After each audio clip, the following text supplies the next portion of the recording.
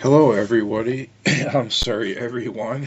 Um, Welcome back to the channel. It's been a while. I've been trying to figure out this Cosmic Ark game, and I'm getting there. This is stage 2. So, um, let's take a look at stage 2. I'm just going through my sprite workshop here, and then we'll get into the game. So it's loading up now. Hopefully I have my microphone issue fixed. If not, I'll have to look into that. Last time I was having a problem with it. So here comes the ship. Here comes the ship. And this time we've landed on a planet. So what happens is the ship has a trapdoor where it beams down a satellite ship, which is much smaller than the mothership, as you can see. And now I'm off. So this is the play field. And I might have to change the color scheme a little more because I'm blending in with the object here, which is a volcano in the background. So I just got done doing this, and of course there's going to be a bug or two. So I will have to change the ship color again. I changed it from blue to red because if you notice the background, now you can see the atmosphere. The stars are still out. I don't know why. That's the way the original game was, so I'm keeping it that way. But I've added a Plinian volcano in the back. So what you're going to have to do is there's going to be a laser beam that you shoot down to the ground, and you're going to have to rescue little alien creatures in a certain amount of time, and then get back up to the mothership and go back in the hatch, and go back up in the hatch there. And then we will lift off the planet's surface, go back into space, and fight the asteroids again. And it'll get faster and a little more difficult and quicker. And that's it. And you just have to rescue them in a certain amount of time. And if you don't, then what happens in the original game is your ship will get hit with asteroids from the right and the left, maybe from the top, in this stage. And if you get hit, if you're not back up in there to defend your ship, then you're gonna take a lot of damage. But I think what's gonna happen in my game is that if you don't rescue these guys in time, the volcano is gonna erupt. That's what I was thinking. And then, you'll take damage or whatever, and you'll have to do it over again, something like that. But it moves at a nice clip. You don't want to go too fast, or too slow. This is a good clip here because, the beings on the ground are going to be small, and they're going to be moving around, so you have to capture them in your force field beam, which I don't have programmed in yet. Suck them up into the satellite, and there's going to be 2 of them. In the original game, there are 2. I might put 3 or 4, who knows. Make it a little more comfortable to play, and then you get back up in there. So, for the gameplay, to make it faster, I am just p-copying the bottom pages in a loop.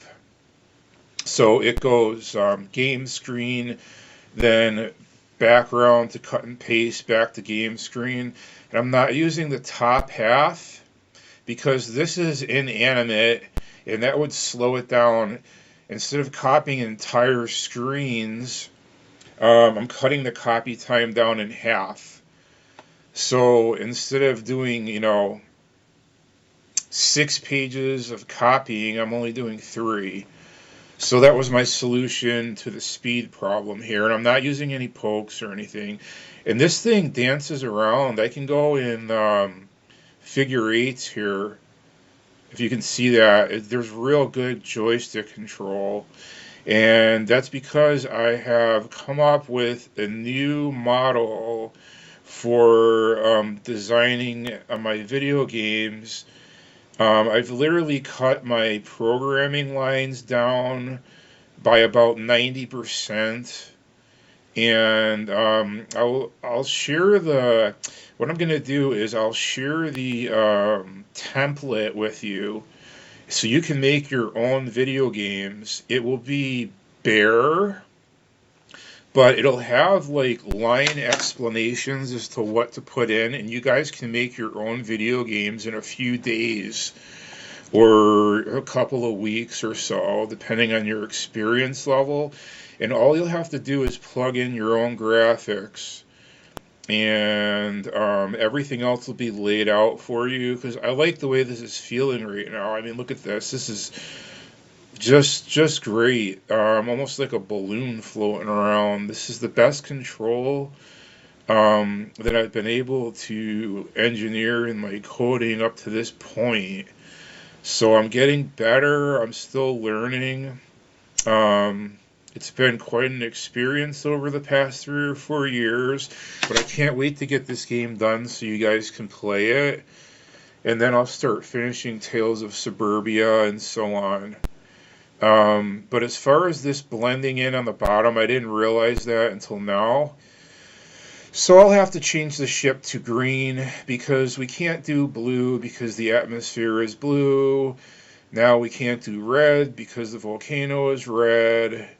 And that only leaves green, and the lights are yellow. So I'll have to go with green, or change the lights to green and make the satellite yellow, whichever looks better. But if you guys could feel this right now, it's great control on a color computer. I mean, I'm going around in a circle here. Never been able to do that before. Any configuration. Very good joystick control. So I think you guys are really going to like this game. And so a shout out to all my fans. And I welcome any comments. I can't wait to hear from you. It's been a while since I've had any comments, and the views have slowed down. I'm not really sure why, but that's okay. I don't want to force anyone to watch anything they don't want to watch. I wouldn't either, but I think this is a new chapter for the color computer 1 and 2, because there was nothing like this ever available back in the 80s. It was very limited cartridges and things like that, and they weren't very good, a lot of them. So I'm trying to, and guys, I might, I don't want to turn the volcano green, but I might have to. I don't know. I'm going to still have to play with the colors here. I don't know, but it was tough to get these curves in here and in here. What I actually did was I drew huge circles, and I Venn diagram overlapped them, and then I changed the compressions to make it flatter in this part here, and then I used the clockwise 0 to 0.75 or whatever. It's covered in the book. The computer draws circles. If I can get to that point in the list, and I don't know where it is, and I can't break the list right now